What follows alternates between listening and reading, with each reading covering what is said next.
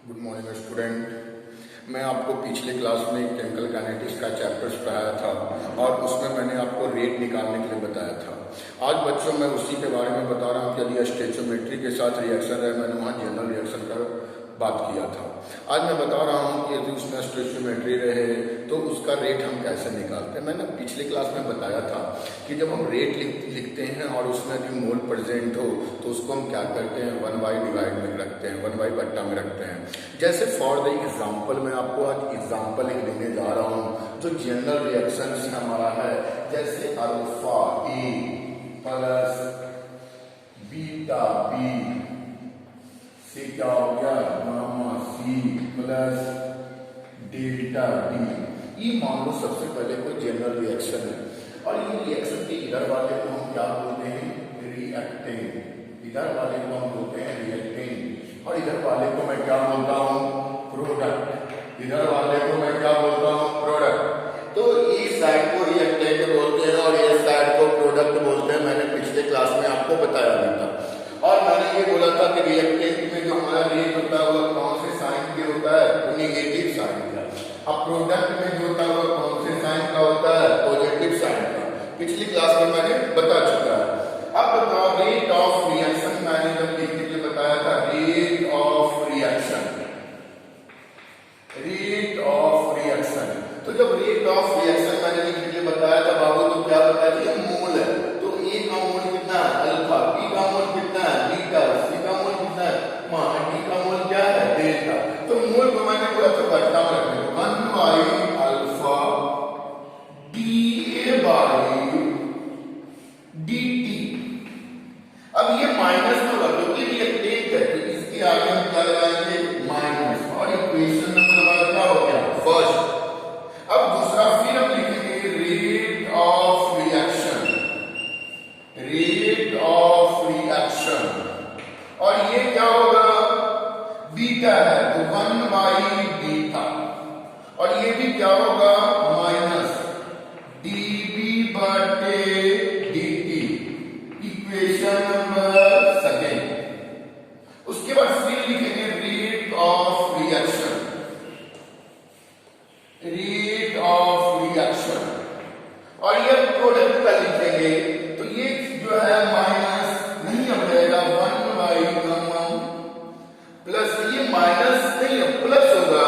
क्यों, क्योंकि ये जो कंपाउंड है ये प्रोडक्ट में है तो ये हमारा positive dc by dt. Equation number third. अब उसी प्रकार से हम बात करेंगे रेट ऑफ रिएक्शन की, रेट ऑफ रिएक्शन की। अब ये जब रेट ऑफ सी का होगा तो हमारा क्या होगा, डी का। तो क्या होगा, पॉजिटिव की प्रोडक्ट है, 1 delta D d y d t. Equation number 4। तो मैंने यहां 4 इक्वेशन निकला।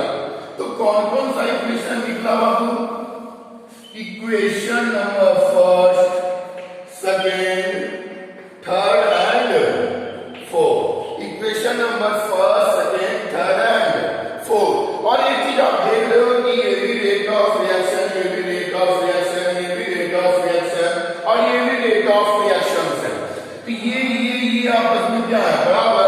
तो हम लिख सकते हैं rate of reaction, rate of reaction. तो ये रेट बराबर होगा तो रेट भी क्या होगा, बराबर होगा minus 1 alpha D A by D T equal to minus 1 beta D B बटे D T equal to positive 1 gamma D C by D T. और ये डेल्टा जो है plus equal to plus 1 delta D D by D T. ये हमारा जो निकला ये जनरल रिएक्शन के टर्म में निकला।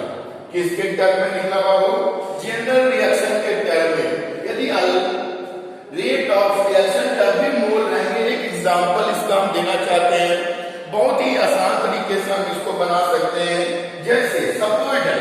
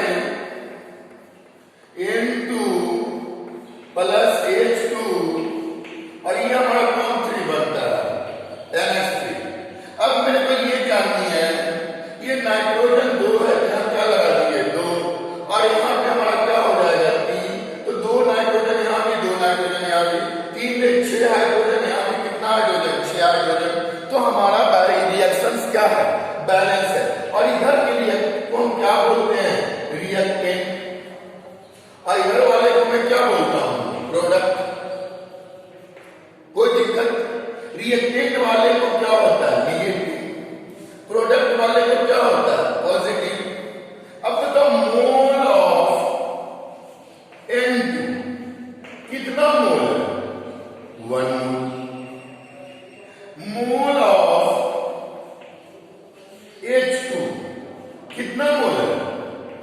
3 मोल। मोल ऑफ NH3 कितना भाई? 2 मोल। अब इसकी हमें क्या निकालनी है? रेट निकालनी है, रेट ऑफ रिएक्शन। इसको आप नोट कर लिए होंगे।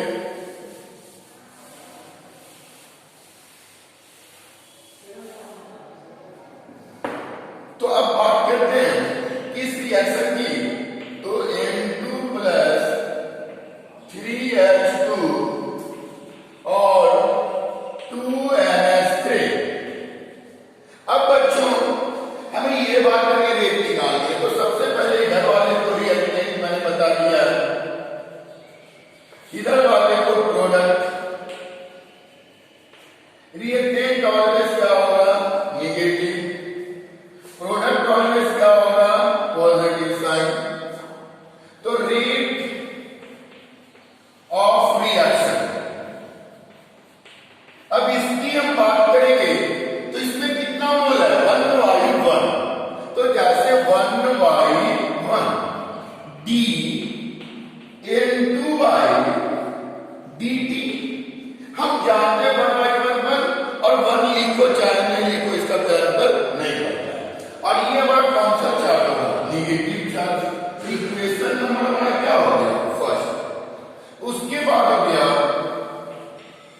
Rate of reaction. Rate of reaction तो क्या हो गया? 1/3, क्योंकि 3 मोल है। और ये रिएक्टेंट में है तो ये हमारा क्या हो गया? माइनस। ये हमारा क्या हो गया? Equation number second. उसके बाद rate of reaction, rate of reaction. अब ये 2 है, सॉरी, ये हो गया DH2/dt, इक्वेशन नंबर सेकंड। फिर रेट ऑफ रिएक्शन है तो 1/2। और ये पॉजिटिव या नेगेटिव? Positive sir. क्यों पॉजिटिव है? क्योंकि ये प्रोडक्ट है। तो प्रोडक्ट में हमारा क्या होगा? Positive NH3/dt, equation number third. Equation number third. उसके बाद हम जानते हैं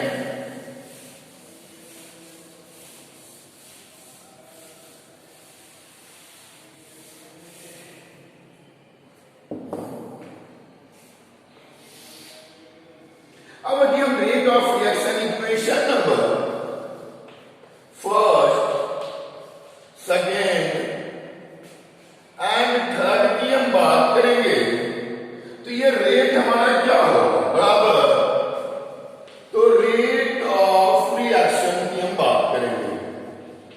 रेट ऑफ रिएक्शन, जब हम रेट ऑफ रिएक्शन की बात करेंगे तो ये बराबर, ये हमारा क्या होना है? बराबर। तो हम लिख सकते हैं -1/1। आप इसको नहीं भी लिख सकते हो। d N2/dt equal to -1/3 d H2/dt equal to plus 1/2 d NH3/dt। तो ये आप रेट को लिख सकते हो कि हमारा जो रेट होगा वह इस तरह से काउंट होगा। बहुत सारे रिएक्शन पे आप इसको अप्लाई कर सकते हो और इसको आप लिख सकते हो। और बाकी अब इसका प्रॉब्लम है, जो प्रॉब्लम मैं आपको नेक्स्ट वीडियो में बनाऊंगा।